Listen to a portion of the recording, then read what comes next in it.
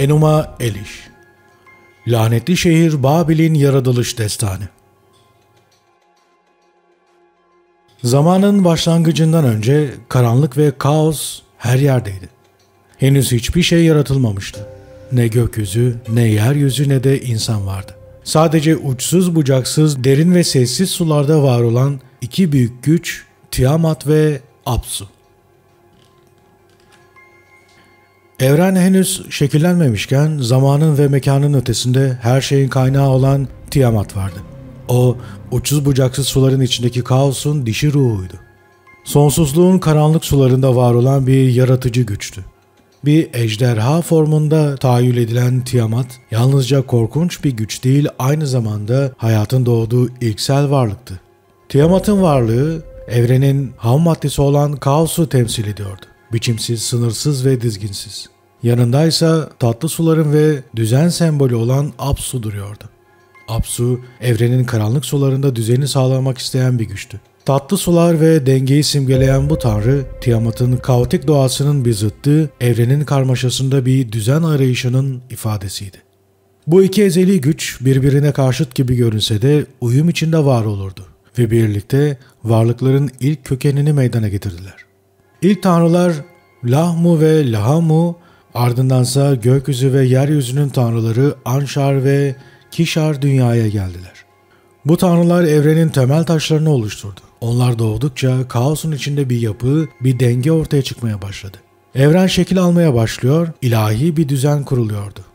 Ancak bu düzenin kalıcılığı giderek artan bir gerilimle tehdit altındaydı. Zamanla yeni tanrılar bu düzenin sınırlarını zorlamaya başladı. Evrenin boşluğunda yankılanan onların enerjik sesleri, hareketleri evrenin sakinliğini rahatsız ediyordu. Genç tanrıların varlığı düzeni bozan bir kaosa dönüşmüştü. Tatlı suların tanrısı Apsu bu durumu daha fazla kabul edemez hale geldi. Dalgaların ardında saklı öfkesi büyüyor, içindeki huzursuzluk giderek taşkınlığa dönüşüyordu. Genç tanrıların evreni dolduran hareketliliği ve bitmek bilmeyen sesleri Apsu'nun dinginliğine karşıydı. Onların bu varlığı düzeni yeniden tehdit ediyordu. Bir gün öfkesini daha fazla bastıramayan Apsu, Tiamat'a dönüp sabrını yitirmiş bir sesle haykırdı. Bu tanrılar evrenin huzurunu bozuyorlar. Gürültüleri her yerde yankılanıyor. Kaos ve düzen arasında sınırları aşıyorlar. Onları yok etmekten başka çare yok. Ancak bu şekilde huzuru yeniden sağlayabiliriz. Apsu'nun bu kararı kaosu yatıştırmak için düzeni feda etme fikrinden doğmuştu belki de. Ancak Tiamat içgüdüsel olarak çocuklarına bağlıydı. Yaratıcı bir güç olarak doğurduğu her varlık onun içinden gelen bir parçaydı. Apsu'nun sert önerisi onun için kabul edilemezdi. Tiamat yıkıcı öfkesine rağmen çocuklarını yok etmeye razı değildi. Onlara karşı duyduğu analık sevgisi ve koruyuculuğu Apsu'nun teklifine karşı geldi. Tiamat'ın içinde bir anne ve yaratıcı olarak sorumluluk vardı. Evrenin düzeni tehlikede olsa bile çocuklarını feda edemezdi. Bu yüzden Apsu'nun kararına karşı durdu. Ama bu karşı çıkış Tiamat'la Apsu arasındaki dengeyi tehlikeye sokmuştu. Kaosun ve düzenin savaşı artık kaçınılmazdı. Ve bu savaş tüm evrenin kaderini değiştirecekti. Ea'nın planı ve Apsu'nun düşüşü. Tanrıların en bilgisi, kurnaz ve sezgileri kuvvetli Ea, Apsu'nun içindeki öfkeyi ve kaosu sezinlemişti. Apsu'nun tehditkar planları genç tanrıların varlığını sona erdirecek kadar korkunçtu. Ancak Ea bu felaketin gerçekleşmesine izin vermeyecekti. Kurnazlığı ve büyüdeki ustalığı onu bu savaşta öne çıkarıyordu. Ea, Apsu'nun niyetlerinden haberdar olduğunda sessiz ama kararlı bir şekilde bir plan yapmaya başladı. Apsu'yu alt etmek, düzenin tanrısına karşı açılan bu savaşta dengeyi yeniden sağlamak anlamına gelecekti. Apsu'nun yaklaşan yok edici eylemlerine karşı Ea büyüsünü gizlice hazırladı. Sihir ve bilgeliğin tanrısı olan Ea, kendi yaratıcı ve yıkıcı gücünü kullanarak Apsu'yu derin bir uykuya yatırdı. Apsu bu büyülü uykunun içinde sonsuz bir karanlığa gömülmüş gibiydi. Uyku onu tüm ilahi gücünden mahrum bırakmıştı. Kaosun karşısında duran bu düzen tanrısı artık bir varlık olmaktan çıkıyordu. Ea, sihrinin en kudretli yanını kullanarak Apsu'nun ilahi gücünü tamamen yok eden bir büyü yaptı. Apsu, evrenin düzenini simgelerken kendi yarattığı bu düzende sonsuza dek silindi. Ancak Apsu'nun düşüşü bir dönemin sonu ve yeni bir dönemin başlangıcıydı. Düzenin tanrısı bir zamanlar evreni yöneten güçlerden biri olarak artık tarihe karışmıştı. Ea, zaferin tadını çıkarmak üzere bu galibiyetin sonuçlarını öngörüyordu. Kendisini ve diğer tanrıları Tiamat'ın öfkesinden korumak zorundaydı. Bu yüzden Apsu'nun yok ettiği su dünyasında kendine bir saray inşa etti. Bu saray, derin suların içinde saklı, karmaşanın ve düzenin arasında bir sığınak gibi duruyordu. Ea artık kaderlerin tanrısı olarak bu su dünyasında hüküm sürüyordu. Tıpkı karanlık suların içindeki bir bilge gibi.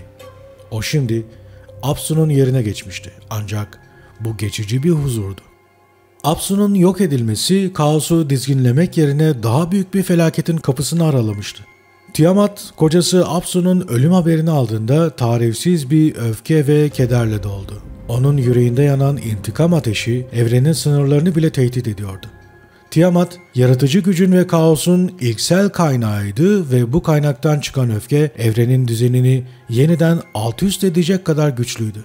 Tiamat artık öfkeden çılgına dönmüştü ve bu kez kaos sonsuz bir intikam arzusuyla geri dönüyordu. Apsu'nun yok edilmesiyle birlikte kaosun tüm derinlikleri bir kez daha harekete geçti. Evren yeniden büyük bir tehdit altında kalmıştı. Tiamat'ın öfkesi tanrıların bile sınırlarını zorlayacak kadar büyüktü. Kaos'un annesi Tiamat bu sefer tüm evreni kendi karanlık öfkesine boğmak üzere hazırlanıyordu. Tiamat'ın intikamı yalnızca Apsu'nun yok edilmesine karşı değil, düzenin tüm simgelerine karşıydı. Artık yaratıcı değil, yıkıcı bir güç olarak kendini göstermeye hazırdı. Tiamat'ın intikamı ve yeni bir düzen. Apsu'nun trajik sonu evrende bir denge boşluğu yarattı ve bu boşluk Tiamat'ın içindeki intikam ateşiyle doldu. Kaos'un annesi Tiamat sadece öfkeyle değil, aynı zamanda evreni yeniden yıkıma sürüklemek için korkunç bir gücü serbest bırakma kararıyla doluydu. Onun yaratıcılık gücü bu kez yıkımın tohumlarını yeşertti. Tiamat intikamını almak için dünyayı ve gökleri sarsacak korkunç yaratıklar doğurdu. Bu yaratıklar Tiamat'ın kaos enerjisinden doğmuştu. Her biri dehşetin beden bulmuş haliydi. Aralarında ejderhalar, ölümcül gorgonlar, şeytani rüzgarlar ve korkutucu varlıklar vardı. Yeryüzü, gökyüzü ve denizler Tiamat'ın ordusunun dehşetiyle kaplandı. Her biri evrenin düzenine meydan okuyordu. Ancak Tiamat sadece yaratıkların dehşetiyle yetinmedi. Ordusunun başına korkunç ve kudretli bir lider yerleştirdi. Kingu. Kingu, kaosun karanlık güçleri arasına parlayan bir yıldızdı. Tiamat, ona kaderlerin kontrolünü veren kutsal tabletleri sundu. Bu kutsal tabletler tanrıların gücünü belirleyen ve kaderleri yazan nesnelerdi. Dolayısıyla Kingu bu tabletlerle tanrılar üzerinde eşi benzeri olmayan bir güç kazandı. Artık o tanrıların üzerine çıkmış, kaosun yeni yüzü olmuştu. Kingu'nun elinde tuttuğu bu tabletler Tiamat'ın ordusunun yenilmez olduğunu simgeliyordu.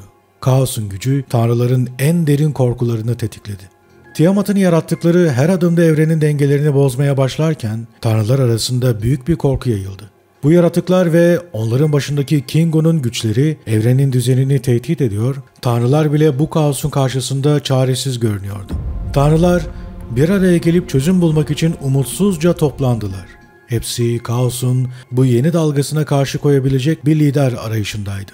Tiamat'ın kudreti karşısında ellerinden bir şey gelmiyordu. Evrenin sonu yakın gibiydi.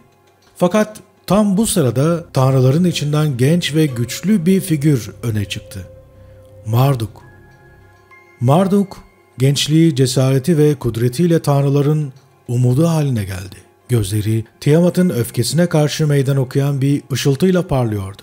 O doğuştan bir liderdi. Kaosun karşısına dikilecek cesarete sahipti. Marduk, tanrıların önünde dimdik durarak cesurca seslendi. "Bana güvenin. Eğer beni lideriniz yaparsanız Tiamat'ı alt edecek ve evrene yeniden düzen getireceğim." Bu sözler tanrıların kalbine bir umut kıvılcımı düşürdü. Marduk, Tiamat'ın kaosu karşısında durabilecek kadar cesur ve güçlüydü. Tanrılar onu seçmekten başka çareleri olmadığını fark etti. Marduk'un liderliği evrenin geleceği için son şanstı.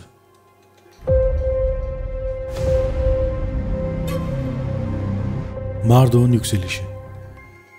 Tanrılar çaresizce umutlarını Marduk'a bağladılar. Onun cesareti, zekası ve gücü evrenin kaderini değiştirebilecek tek şeydi. Marduk'un tanrılar arasında parlayan bir lider olarak yükselişi kaçınılmaz hale gelmişti. Tiamat'ın kaosu evrenin düzenini tehdit ederken Marduk tanrıların onayıyla harekete geçti. Tanrılar ona tüm güçlerini, kozmik yetkilerini verdiler ve onu evrenin savunucusu olarak kutsadılar. Marduk bu büyük sorumluluğu tereddüt etmeden kabul etti. Ancak Tiamat'la yüzleşmek sıradan bir savaş değildi. Bu yaratılışın ve yıkımın çarpışmasıydı. Marduk yalnızca bedensel gücüyle değil, stratejik zekası ve büyü yetenekleriyle de Tiamat'a karşı koymalıydı. Kendini savaşın dehşeti için hazırlamaya başladı.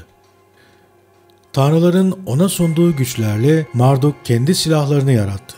Ellerinde tuttuğu devasa bir yay, gökyüzünün uzak uçlarından bile görülebilecek kadar büyüktü.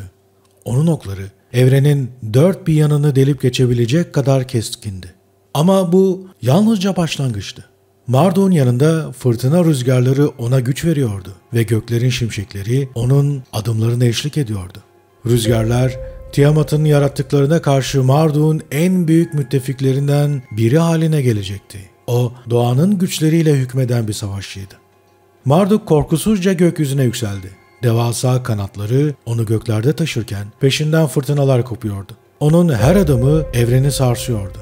Marduk, Tiamat'ın ordusuna doğru ilerledikçe fırtınalar daha da şiddetlendi. Gökyüzünde yankılanan gürültü, yaklaşan savaşın habercisiydi. Kaderin Marduk'a sunduğu bu an her şeyin belirleyicisi olacaktı. Tiamat'la yüzleşmek için yola çıktığında onun gözlerinde sadece zaferin ışığı parlıyordu. Evrenin düzenini yeniden sağlamak için her şeyini ortaya koymuştu. Fakat bu savaş yalnızca fiziksel bir çatışma değil, aynı zamanda yaratılış ve kaosun nihai yüzleşmesiydi. Marduk, Tiamat'ın tehdidi altında büyüyen kaosun derinliklerinde cesur bir kararla savaşa hazırlanmaya başladı. Tiamat'ın yaratıkları gökyüzünde fırtınalar gibi dolaşıyor, evrenin dört bir yanına korku salıyordu. Marduk, tanrıların gözünde umut ışığı olmuştu. Bu nedenle savaş için tüm tanrıların desteğini aldı. Tiamat'a karşı koymak için kullandığı güç, evrende yaratılan en büyük silahları içeriyordu. Marduk'un hazırlıkları. Marduk, tanrıların ona sunduğu kozmik güçlerle kendi silahlarını yaratmaya başladı. Devasa bir yay, onun en büyük silahı haline geldi. Yayın telleri gökyüzünün derinliklerine kadar uzanıyordu ve okları evrenin en karanlık köşelerine bile ulaşabilecek kadar keskinleşmişti. Marduk bu silahın yanında gök gürültüsünü ve yıldırımları çağıran büyülü bir söz söyledi. Bu büyü onun her hareketine eşlik edecek, savaşın gidişatını etkileyecekti. Marduk savaş alanına doğru ilerlerken doğanın unsurları onun yanında yer aldı. Fırtınalar gökyüzünü karartırken Marduk'un kanatları açıldı ve havaya yükseldi. Dev gibi kanatları onu göklerin derinliklerine taşırken düşmanlarının korkusunu arttırdı. O an gökyüzünde fırtınalar patlak verdi. Marduk düşman ordusunun üzerine doğru uçtu. Marduk ilk okunu fırlattığında Tiamat'ın yaratıkları arasında büyük bir panik oluştu.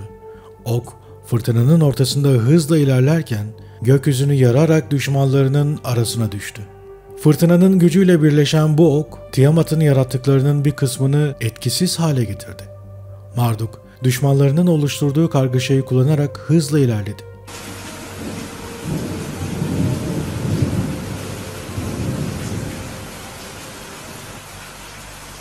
Tiamat, Marduk'un bu saldırısını görür görmez kendi korkunç yaratıklarını harekete geçirdi. Devasa bir yılan gibi Tiamat gökyüzünde belirdi ve Marduk'a doğru saldırdı. Marduk, savaşın en kritik anında bir büyü daha okudu. Bu, onun etrafında bir kalkan oluşturdu ve düşman saldırılarını geri püskürttü. Kalkan, Tiamat'ın ilk saldırısına karşı koruma sağlarken Marduk bir yandan da yeni bir ok hazırladı. Marduk, Tiamat'ın gücünü çözmek için stratejik bir manevra yapmaya karar verdi. O an gökyüzünde çatışma alevlendi. Marduk, fırtına rüzgarlarını kullanarak düşmanın yanına geldi ve ikinci okunu fırlattı. Bu ok Tiamat'ın kalbine yöneldi. Ancak Tiamat güçlerini birleştirdi ve karşısına geçerek oku savurdu. Bu hamle Marduk'un gücünü hafifletse de savaşın daha da şiddetleneceğinin habercisiydi. Sonunda Marduk, Tiamat'la yüz yüze geldi. Her iki tarafta birbirlerine karşı en güçlü hamlelerini yapmaya hazırlanıyordu. Marduk tüm güçlerini topladı ve gökyüzünde yankılanan bir gürültüyle son okunu fırlattı. Ok, Tiamat'a doğru uçarken gök gürültüsü fırtınalarla birleşti ve savaş alanını sarmaladı.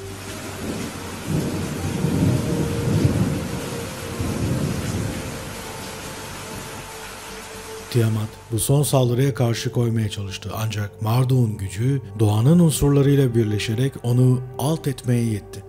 Tiamat düşerken evrenin her tarafında bir sarsıntı hissedildi. Marduk'un zaferi yalnızca fiziksel bir savaşın sonucu değildi. Aynı zamanda yaratılış ve kaos arasındaki sonsuz çatışmanın sonunu simgeliyordu. Marduk, Tiamat'ın parçalarını toplayarak evreni yeniden şekillendirdi. Bu, onun liderliğindeki yeni bir düzenin başlangıcını simgeliyordu. Marduk, evrenin dengesini sağlarken, insanlık ve tanrılar içinde yeni bir çağın kapılarını aralamıştı. Bu büyük savaş sadece bir zafer değil, aynı zamanda insanlığın varoluş mücadelesinin ve kaosun tekrar geri dönüşü için bir ders niteliği taşıyordu.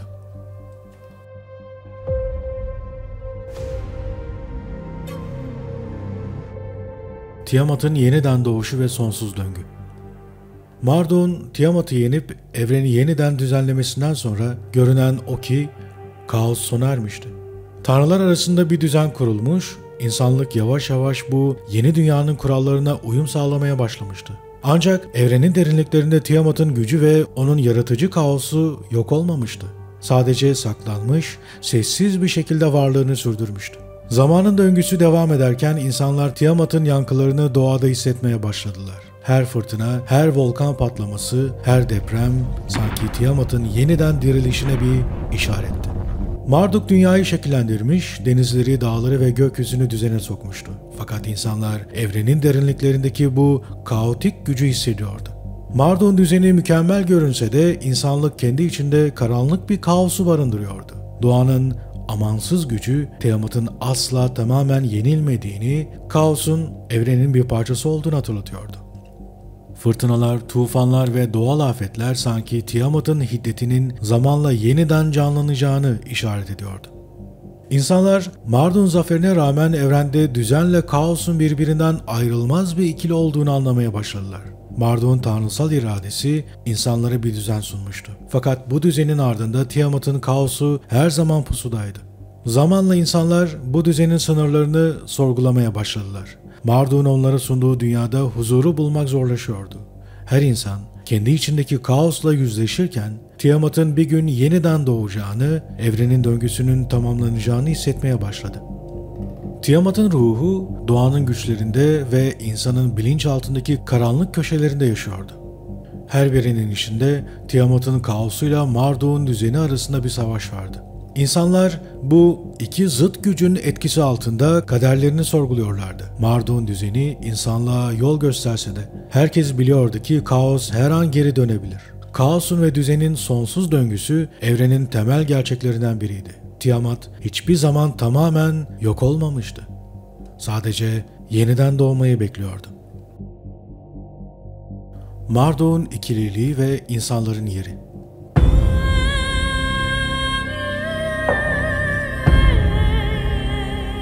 Marduk evreni kaostan kurtarıp düzene sokarken insanlığı da bu yeni düzenin bir parçası haline getirmişti. Ancak bu tek taraflı bir düzen değildi. İnsanlar tanrılar kadar güçlü ve bilinçli olmaları için yaratılmıştı. Ancak bir yandan da tanrısal iradeye boyun eğmek zorundaydılar. Bu ikilem insanlık için derin bir içsel çatışma doğurdu.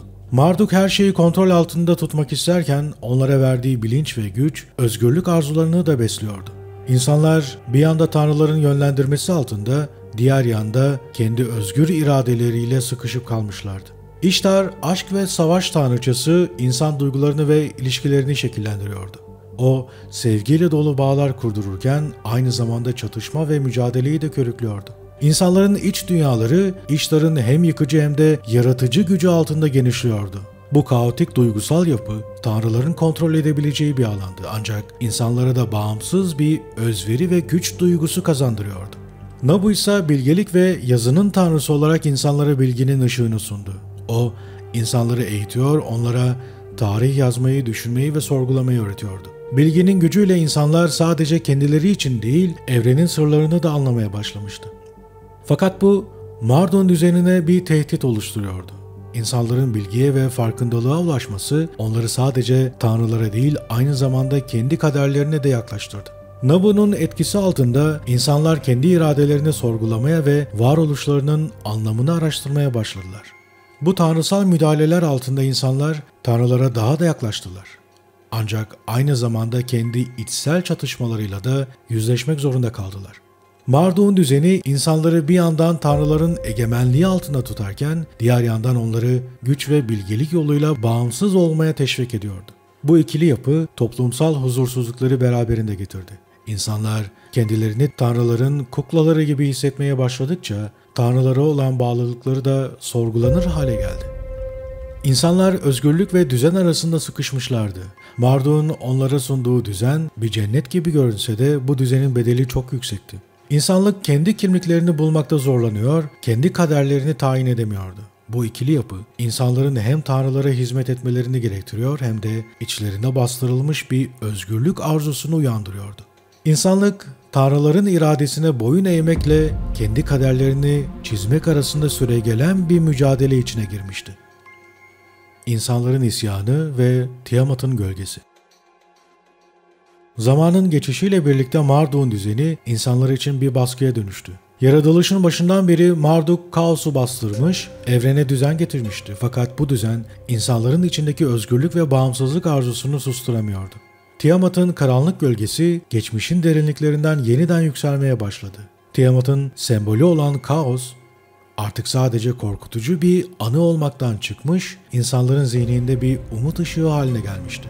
İnsanlar Marduk'un düzeni altında boğuldukça Tiamat'ın kaotik özgürlüğünü yeniden istemeye başlamışlardı. Tiamat yaratılışın başında kaosun ve hayatın kaynağıydı ve bu unutulmuş güç insanların hayal gücünde yeniden doğmaya başladı. Onun ejderha sureti karanlık sulardan yükseliyor, insanların rüyalarını sızıyordu. İlk başlarda bu sadece bir fısıltıydı. Bir grup insan sessizce Tiamat'ın ismini anmaya başlamıştı. Ancak bu fısıltılar zamanla bir isyan çığlığına dönüştü. İnsanlar Tiamat'ın yeniden doğması için dualar etmeye, kadim ritüelleri uygulamaya başladılar.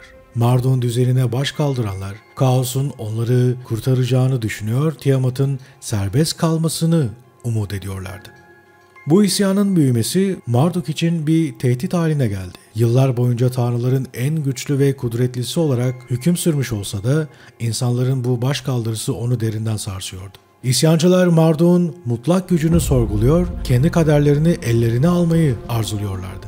Marduk, bir zamanlar kendisine hayran olan insanların şimdi ona sırt çevirdiğini gördükçe evrenin dengesinin tehlikeye girdiğini fark etti. Kaos'un yeniden dirilişi Marduk'un ruhuna derin bir korku saldı. İnsanların Tiamat'a yönelişi evrenin bir kez daha kaosa sürüklenebileceğinin habercisiydi. Marduk, kaosu bastırmak için her ne kadar güçlü olursa olsun Tiamat'ın yeniden uyanabileceği korkusuyla baş başa kalmıştı. Bir zamanlar tanrıların önderi olan Marduk şimdi bu tehdit karşısında yalnızlaşmıştı. Diğer tanrılar bile kaosun geri dönebileceği düşüncesiyle tedirgin olmuşlardı. İnsanlar Marduk'un düzeninden kurtulmayı arzularken farkında olmadan Tiamat'ın güçlerine kapı açıyorlardı.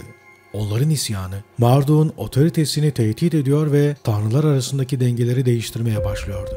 Marduk kaosun yeniden doğabileceği korkusuyla harekete geçmek zorundaydı. Ancak bu isyanın sonucunda neler olacağı evrenin kaderini sonsuza dek değiştirebilirdi. Marduk'un düşüşü ve Tiamat'ın dirilişi. Bir gece gökyüzü tanrılarla dolup taşan fırtınalarla karardı. Yıldırımlar adeta evrenin en derin köşelerinde yankılanan kadim bir çağrıyı duyuruyordu. Tiamat'ın ruhu insanlığın ona yönelik sessiz feryatlarına yanıt veriyordu. Yüzyıllardır uyku halinde bekleyen kaos şimdi yeniden uyanmaya başlamıştı. Gözleri ateşle parlayan Tiamat karanlığın içinden yükselirken onun yaratıcı gücüne karşı direnen tek figür bir zamanların yenilmez lideri Marduk'tu. Ancak bu kez Marduk'un gücü çatırdamaktaydı. Tiamat kaosun ve yıkımın saf gücü olarak eski ihtişamına kavuşurken evrenin dengeye en uzak halini hatırlatıyordu. Yaratılışın ilk anlarındaki gibi gökler ve yer yeniden birbirine karışmaya başlamıştı. Fırtınalar, ejderhaların yankılanan kükreyişleriyle birleşiyor, denizler kabarıyor ve toprak çatlıyordu. İnsanlar Marduk'un onları korumak için verdiği sözü unutmuş, Tiamat'ın kaotik kollarında kurtuluş arar olmuşlardı. Düzenin ağır yükü altında ezilen insanlık bir kez daha özgürlüğü kaosun kucağında bulmayı umut ediyordu. Marduk bu büyük tehdit karşısında bir kez daha savaşa hazırlanmaya mecbur kaldı. Ama bu savaş bir öncekinin aksine onun yalnızca gücünü değil, inancını ve liderliğini de sınayacaktı. İnsanlar artık Marduk'a inanmıyor, onun gücüne olan güvenlerini yitirmiş halde Tiamat'a yöneliyorlardı. Marduk bu yalnızlığı derinden hissediyordu. Bir zamanlar tanrılar ve insanlar arasında bir köprü olan o güçlü figür şimdi kendini daha fazla izole edilmiş, daha az anlaşılmış buluyordu. Bu sefer Tiamat yalnız değildi. Kaosun tanrıçası karanlığın derinliklerinden en korkunç yaratıklarını serbest bıraktı. Gözü dönmüş ejderhalar, üç başlı canavarlar, zehirli yılanlar ve uçan iblisler Tiamat'ın karanlık ordusunu oluşturuyordu. Bu yaratıklar evrenin dört bir yanına yayılırken Marduk'un eski düzeni parçalanmaya başladı. Şehirler harabeye döndü, nehirler taşkınlarla doldu, fırtınalar hiç olmadığı kadar şiddetli hale geldi. Tiamat'ın kaosu evreni ele geçiriyordu. Marduk tanrıların son umudu olarak Tiamat'a karşı son bir saldırı düzenlemeye karar verdi. Bu kez savaş, tanrıların kaderi kadar insanların da kaderini belirleyecekti. Tiamat'ı bir kez daha yenebilirse kaos geri dönmüş olacak ve evren bir kez daha şekilsizliğe ve belirsizliğe gömülecekti. Tiamat'la Marduk arasındaki bu destansı çarpışma, kozmosun en derin güçlerinin çarpıştığı ebedi bir mücadele olacaktı. Son bir kez daha gökyüzünde şimşekler çaktı. Marduk elinde devasa yayını gerdi, şimşekler ona hizmet etmeye başladı. Ancak bu kez karşısında tanrısal gücün ötesinde kaosun ilkel gücü olan Tiamat vardı. Onun karşısında Marduk sadece bir tanrı değil, kaderin ve düzenin savunucusuydu. İki güç evrenin merkezinde bir araya geldiğinde evrenin dokusunu sarsan bir çarpışma başladı. Sonucun ne olacağı evrenin geleceğini belirleyecekti.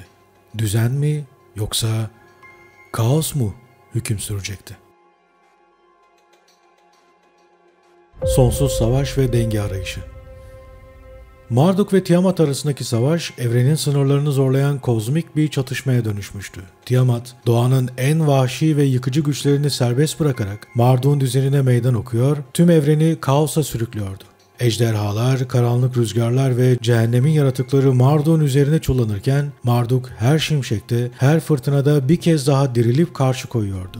Bu savaşı sadece tanrılar değil, insanlar da derinden hissediyordu. Onlar Marduk'un iradesine tanıklık ederken aynı zamanda Tiamat'ın gölgesi altında korkuyla titriyorlardı. Ancak Marduk ne kadar güçlü olursa olsun bu savaşın devam etmesinin evrenin dengesi için bir tehdit olduğunu biliyordu. İki tarafında yok olmasına neden olacak bir çatışma yalnızca evrenin varoluşuna değil, insanlığın geleceğine de zarar verecekti.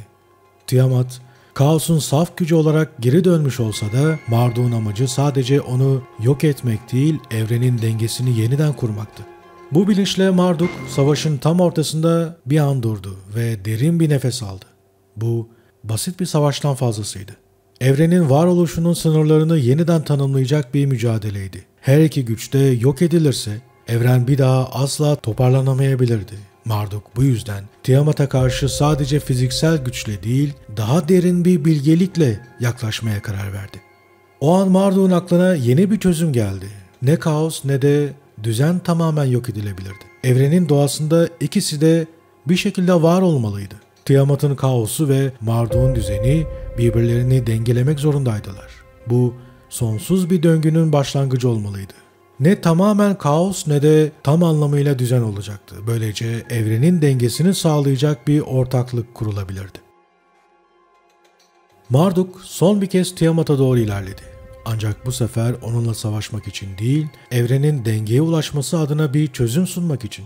Tiamat'ın sözlerinde hala öfke ve intikam parlıyordu ama Marduk'un yaklaşımı onun öfkesini yatıştırmaya başladı.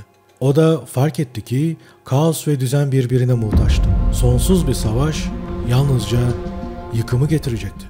Ve böylece Tiamat ve Marduk arasında bir anlaşma sağlandı. Kaos ve düzen evrenin temel taşları olarak var olmaya devam edecek, biri diğerine üstün gelmeye çalışmayacaktı. Bu yeni düzen, evrenin devamı için gerekli olan dengeyi sağlayacaktı. İnsanlar bu denge içinde yaşamlarını sürdürecek, her iki gücün de etkilerini hissedeceklerdi. Kimi zaman doğanın kaotik yüzünü, kimi zaman da Marduk'un düzeninin getirdiği huzuru. Bu anlayışla birlikte Marduk ve Tiamat arasındaki savaş sona erdi. Evren sonsuz bir döngü içinde var olmaya devam etti. İnsanlıksa bu dengeyi korumak için kendi içinde mücadeleye devam etti. Derin bakış, akademik değerlendirme. Enuma Elish gibi antik tabletlerin günümüzden 4000 ila 4500 yıl önce yazıldığı düşünülüyor. Bu dönemin insanların henüz doğayı anlamaya çalıştığı, tanrılara, doğaya ve evrene dair sorular sorduğu bir dönem olduğunu düşünebiliriz. O çağda insanlar gökyüzündeki yıldızların ve doğal olayların arkasındaki nedenleri anlamaya çalışarak bu bilgileri mitolojik anlatılarla nasıl yazdıkları veya anlatabildikleri gizemini korumaktadır. Enuma Elish, Antik Mezopotamya'nın en önemli edebi eserlerinden biridir ve Babil mitolojisinin temel taşlarını oluşturur. Bu destanın en eski versiyonları yazılış tarihi ya da kopyalanması anlamında M.Ö. 18. yüzyıla kadar uzandığı tahmin edilen birçok tablet bulunmuştur. İlk olarak 1849 yılında İran başkenti Bağdat'ın kuzeyinde bulunan Ninova'daki kütüphanede ünlü Asur kralı Assurbanipal'in kütüphanesinde keşfedilmiştir. Bu tabletler kil tabletleri üzerine yazılmış ve Akatça olarak kaleme alınmıştır. Enuma Elish'in modern çevirisi birçok bilim insanı tarafından gerçekleştirilmiştir. Bunlar arasında George Smith başta geliyor. George Smith, Enuma Elish ve Mezopotamya mitolojisi üzerine önemli katkılarda bulunmuş çok önemli bir astrologtur. 19. yüzyılda Sümer ve Akkad tabletlerinden yaptığı çevirilerle bu mitin Batı dünyasında tanınmasını sağlamıştır. George Smith'in çevirileri, mitin önemli temalarını ve karakterlerini ortaya koymuş, özellikle Marduk'un yükselişini vurgulamıştır. George Smith, Marduk'un yaratılış mitindeki rolünü açıklarken, Marduk, kaosun güçleri üzerinde zafer kazanarak evrenin düzenini sağlamıştır. Bu, Babil'in siyasi ve dini hiyerarşisini pekiştiren bir simgedir, demiştir. Ayrıca bu mitin yaratılış hikayesinin sadece tanrılar arasında bir mücadele değil, aynı zamanda Babil toplumunun düzenini ve kimliğini belirleyen bir anlatı olduğunu vurgulamıştır. Smith'in çalışmalarına daha derinlemesine bir bakış için The Chaldean Account of Genesis adlı eserini inceleyebilirsiniz. Bu eser onun Mezopotamya mitolojisine olan katkılarını içermekte ve Enuma Elish'in çevirisiyle ilgili önemli bilgiler sunmaktadır. Enuma Elish ile ilgili birçok efsane bulunuyor. Bu efsanelerden biri Tiamat'ın tufan sonrası yeniden dirilme hikayesidir. Efsaneye göre Tiamat'ın ruhu evrenin derinliklerinde yaratılan dünya ile mücadele etmek için sürekli olarak beklemektedir. Bazı inançlara göre Tiamat'ın gücü bir gün geri dönecek ve kaos yeniden hüküm sürecektir. Bu durum insanların yaşamındaki belirsizlikleri ve kaosun doğasını simgeler. Bir diğer olasılıksa Enuma Elish'in Marduk ve Tiamat arasındaki çatışmanın insanların içsel çatışmalarını ve karanlık yanlarını simgelediğidir. Bu mit, insan ruhunun karanlık ve aydınlık yönleri arasındaki mücadeleyi temsil eder. Bu efsanevi metin üzerine birçok akademik çalışma ve kitap yazılmıştır. İşte bunlardan bazıları. Gwendolyn Lake'in kaleme aldığı The Babylonian World. Bu kitap Babil kültürü ve mitolojisi üzerine kapsamlı bir bakış sunuyor. Enuma Elish hakkında ayrıntılı bilgiler ve analizler içerir. Tizvi Abush'un kaleme aldığı Creation and Chaos, A Reconsideration of the Babylonian Enuma Elish kitabı. Bu eser Enuma Elish'in yaratılış mitolojisindeki rolünü derinlemesine ele alır ve kaosla düzen arasındaki ilişkiyi inceler. Stephanie Daly'nin kaleme aldığı Myths from Mesopotamia, Creation, The Flood, Gilgamesh and Others kitabı. Bu kitap Enuma Elish dahil olmak üzere Mezopotamya mitolojisinden birçok önemli hikaye sunar. Kitap her bir hikaye için arka plan bilgisi ve bağlam sağlıyor. Diğer taraftan birkaç alıntıya göz atalım. Thorkild Jacobson, 20. yüzyılın önde gelen Mezopotamya araştırmacısı ve tarihçisidir. Sümer, Akkad ve Babil mitolojisi üzerine kapsamlı çalışmalarıyla tanınıyor ve şöyle demiştir. Enuma Elish, Babil tanrılarına ve onların insanlık üzerindeki etkisine dair en önemli belgelerden biridir. Bu mit, insanın evrendeki yerini sorgulaması ve kaosun doğasıyla yüzleşmesi adına kritik bir öneme sahiptir. Ayrıca antik Mezopotamya kültürü ve edebiyatı üzerine uzmanlaşmış bir akademisyen olan Tizvi Abuş da Enuma Elish'i derinlemesine inceleyenlerden birisidir. Özellikle Sümer ve Babil mitolojisi Enuma Elish gibi eserler üzerine çalışmalarıyla tanınmakta. Abuş, antik metinlerin çevirisi ve yorumlanması konusunda derinlemesine analizler ve Mezopotamya'nın dini düşünce sistemleri ve mitolojik anlatıları üzerine kapsamlı çalışmalar yapmıştır. Şöyle söylüyor: Babil yaratılış mitinin derinliklerinde kaos ve düzen arasındaki çatışma sadece tanrıların değil, aynı zamanda insanlığın varoluşsal bir sorunudur. Enuma Elish bu temayı en güzel şekilde yansıtan metinlerden biridir. Sonuç olarak Enuma Elish, antik Mezopotamya'nın kozmolojik efsanelerinden biri olarak kaosla düzen arasındaki çatışmayı ve yaratılışın derin anlamlarını yansıtır. Bu destan sadece tanrıların savaşını değil, aynı zamanda insanlığın varoluşsal arayışını da simgeler.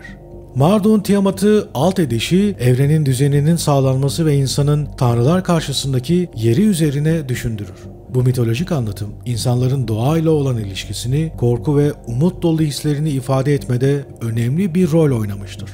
Bu bağlamda Kral Gılgamış destanı da benzer temaları işler. Ölümsüzlük arayışı, insanın doğası ve tanrılarla olan ilişkisi üzerine derin bir sorgulama sunuyor. Gılgamış'ın ölümsüzlüğü bulma çabası, Enuma Elish'teki yaratılış ve varoluş temalarıyla aslında paralellik gösteriyor.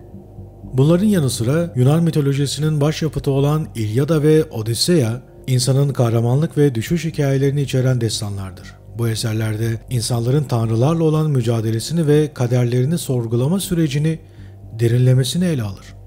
Yani Enuma Elish ve benzeri destanlar, insanlık tarihinin derinliklerinde yankılanan evrensel temaları ortaya koyar. Kaosla düzen arasındaki sürekli çatışma, varoluşun anlamını sorgulama ve İnsanın kendi yerini bulma çabası bu efsanelerin zamansız etkilerini sürdüren temel öğelerdir. Efsaneler, kültürlerin ortak bilincinde yer edinirken her nesil için yeniden yorumlanarak günümüze ulaşmıştır. Şimdi sizlere bir öneride bulunmak istiyorum arkadaşlar. Belki de Enuma Elish efsanesindeki savaş ve konu olan tüm unsurlar çok aşırı ve çok uçuk gelmiş olabilir. Evet, bence öyle aslında. Şimdi başa dönün ve bu hikayeyi bir de Marduk'un ve Tiamat'ın birer uzay gemisi olduğunu düşünerek yeniden dinleyin. Bakın nasıl da anlamlı olacak. Ben Volkan Çelik. Gizemleri paylaşmaya devam ediyoruz. Kanala abone olun, özellikle bildirim zilinizi açın ve yeni videoları kaçırmayın. Yeniden görüşeceğiz.